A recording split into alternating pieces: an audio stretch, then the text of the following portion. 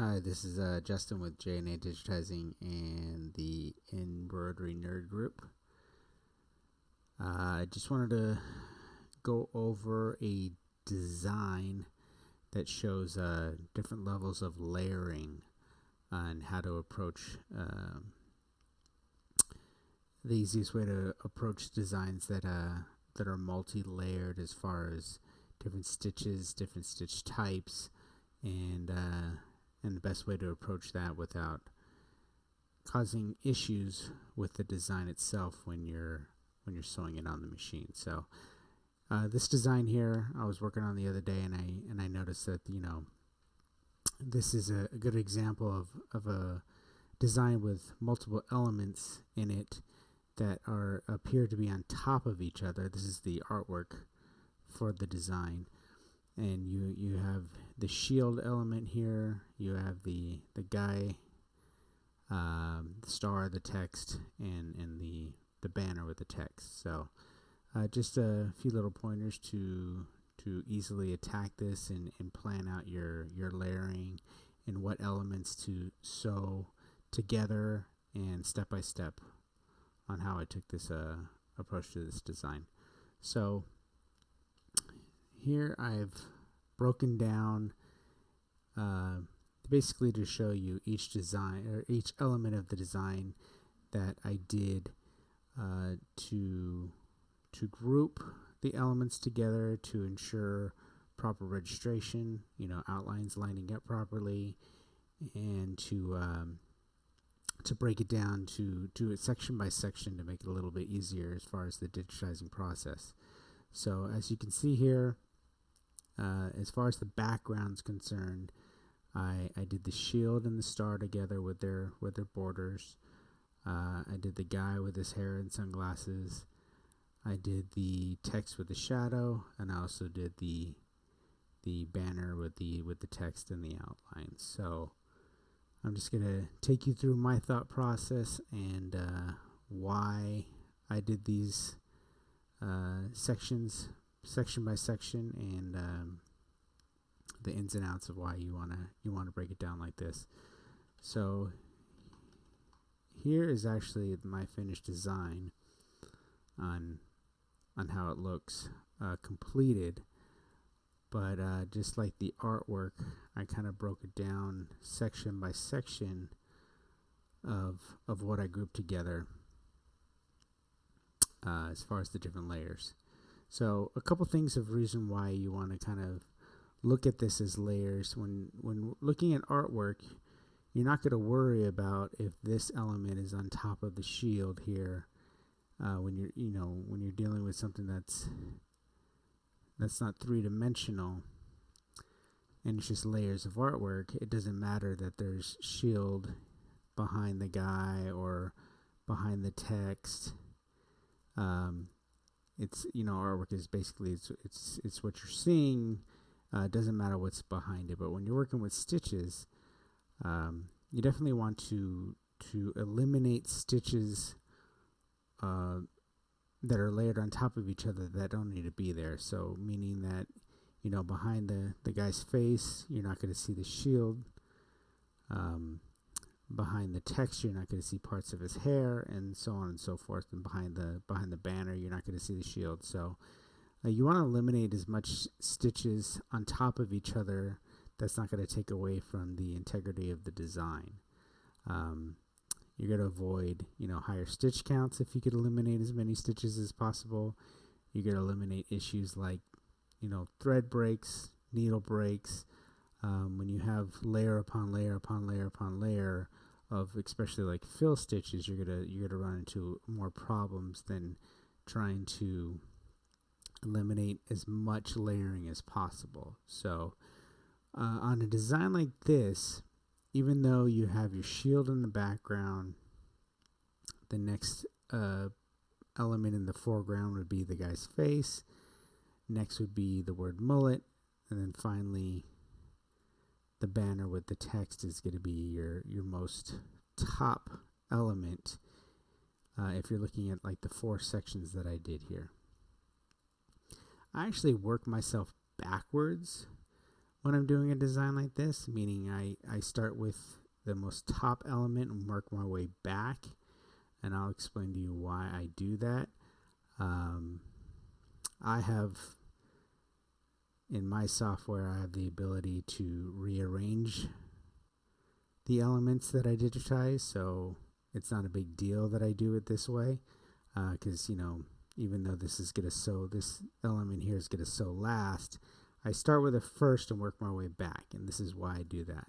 So going back to the artwork, a lot of times I was lucky enough that this was a vector, so I kind of broke it down into these elements to kind of look at each element and plan my way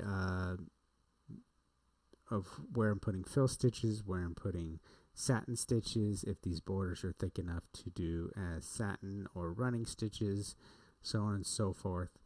But just taking a look at this and knowing that the design is going to be yay big on a left chest, I can see elements in here that I'm going to make some adjustments on the fly, and mainly to make the sewing sequence and the sewing better on the garment and not taken away from the integrity of the design. But I'm seeing like these little small areas of the blue in the background that may not necessarily need to be included, because I'm gonna need to thicken up these outlines on the word mullet to ensure proper registration. So the reason why I start from the top down is when I'm making those adjustments, like I said, like you could see here, those blue areas that I told you that are so small that I may not include those. I actually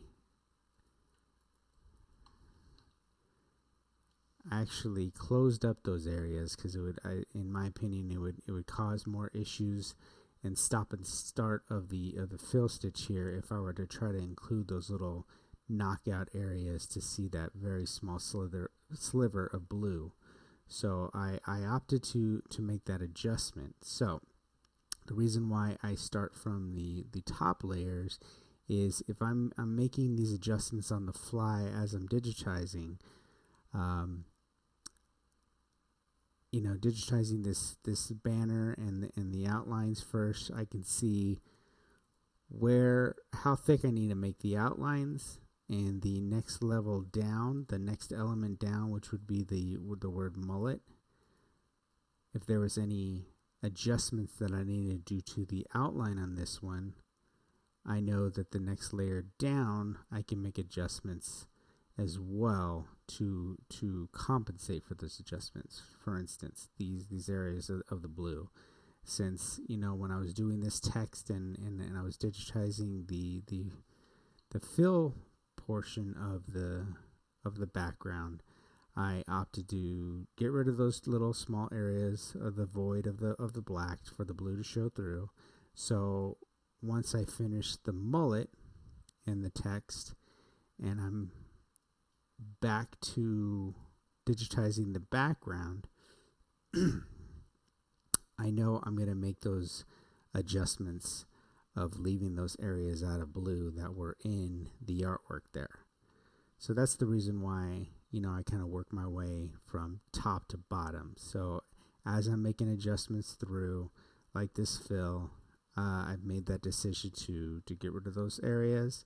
So by the time I get down to the blue fill, I know I'm only digitizing the areas that I need to see showing through. So basically, as you can see the nodes here, I'm only digitizing the spots and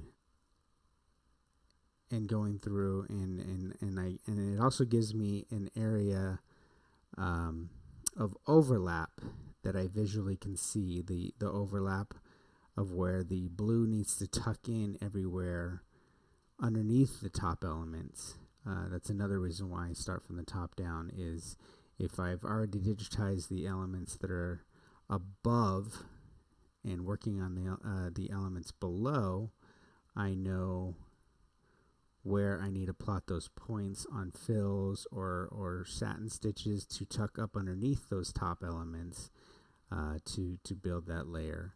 And then once like I said, digitizing from the top down, once I finish the design, I'm able to resequence all the elements so it actually will sew from the bottom up.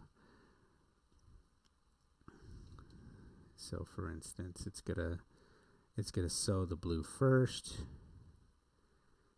It's gonna sew the red, then the white outline. And as much as you want to group as many of the same colors together, especially when you're not on a multi-needle machine and you only have a certain amount of needles free, you also need to worry about registration, the elements lining up together. If I were to come and do all of the black at one time of this design, not only are you going to run into problems with layering problems where the shield is on top, is underneath the face, is underneath the text, is underneath the banner. So you want to break it up for registration. You sew little areas by little areas as you can to ensure proper registration, and also the layering. So as you can see, the banner and the star, or the crest and the star, were done together. The guy's face and hair was done together. The mullet, and then finally the banner on top. So I thought that was a quick little video that might help you out when you're dealing with these designs that have multiple layers. I'm been making these videos when I'm finding the time here, and it seems to be in the middle of the night when I'm sure everybody's not going to be up for a live video. But I do intend on making some more live Facebook Live videos so we can interact together at the same time. But if you have any questions about this video, please post in the comments. I'll be more than happy to answer any questions. And again, if you have any specific questions that you'd like answered, let me know, and I would be happy to post a video on any questions. Thank you for listening, and have a good one, guys.